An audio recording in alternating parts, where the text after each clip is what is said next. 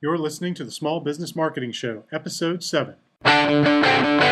You're listening to the Small Business Marketing Show, the place for dramatically different marketing ideas that get dramatic results.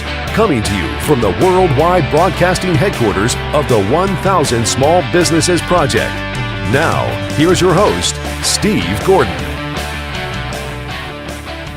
Hey, Steve Gordon here from 1000smallbusinesses.com. Today I want to share with you 8 steps that you can use to get your new business off the ground. Now, it's no secret that there are a ton of newly minted entrepreneurs hitting the streets right now. As a marketing consultant, I often get cornered by them, and they all want to know how to get those critical early sales. Now, most of them have heard the siren song of social media and the web and all the promises of how they can get customers for low or really no cost. And you know, the fact is, and we all know this, we just don't want to believe it all the time, but there is no such thing as something for nothing. So if I had to start from scratch again, here's what I do, and here's what I tell these entrepreneurs who corner me sometimes. And I do these 8 things. First, I develop your prototype product or service as cheaply and quickly as humanly possible and put all of your capital into marketing. Number 2, I'd answer the question of why should anyone do business with you over any and every other company that provides what you provide? This is really important. You have to answer it in terms of the benefit that your client or customer or patient is going to get from what you provide. In fact, this one step is probably the most critical. Third, I'd identify precisely who needs what you're selling and who wants what you're selling. And if your answer includes the words anyone or everyone, you need to get much more specific. I mean, seriously, drill down, get exactly who it is, and describe them. Paint a picture of them as if they're, an individual that you're sitting across the table from.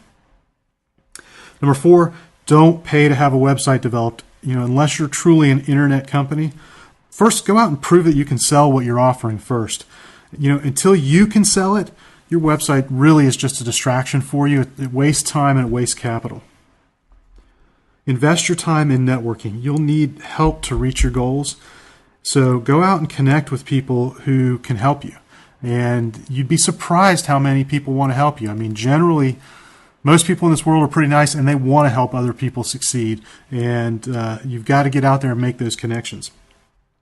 All right, number 6, invest your money in highly targeted, and this is where we go back around to know exactly who you're trying to sell to, but you want highly targeted direct mail campaigns.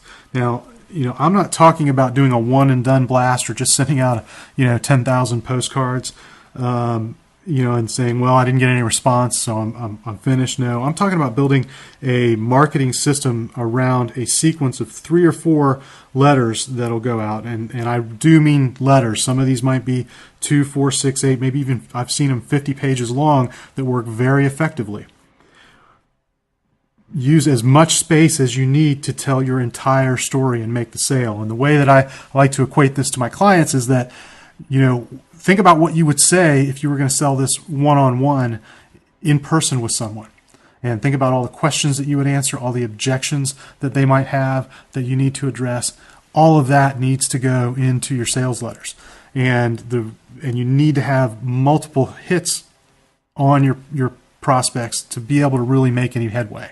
So it's a great way to get started, though, because the wonderful thing about direct mail is, if you've only got $100 to spend to send letters out today, well, you send $100 worth of letters out today. You got $100 again tomorrow, great, you send them. If you only got $50 tomorrow, you only send 50.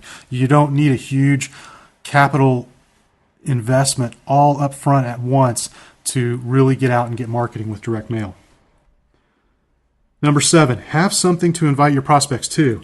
Have a free informational teleseminar. These can be put on at no cost to you using services like freeconferencecall.com, or put on a webinar, write a free report, or even do a free live seminar. Go ahead, get creative, and give your prospects the information that solves their problem, and more appropriately, I think, that shows them that your product or service is the only solution to their problem.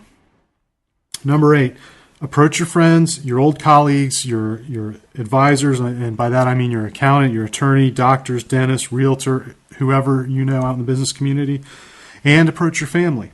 But do not try to sell these people. You're just going to annoy them if you do. But do tell them what it is that you're offering and how they can help you, and ask them for referrals and introductions to people that they know who might need what it is that you're selling. And you might need to jog their memory a little bit, but ask them to think about anybody they know from church or from Little League, from work, from their civic clubs they're involved in, from the charities they're involved in. Jog their memory a little bit. But those introductions can be absolutely golden when you're getting started. You've been listening to Master Marketer Steve Gordon. Steve invites you to discover his most popular marketing report ever, The 7 Deadly Marketing Sins That Will Kill Your Business. Visit 1000smallbusinesses.com/free gift and sign up to get instant access to this valuable resource. Go now to 1000smallbusinesses.com/free gift to claim your copy today.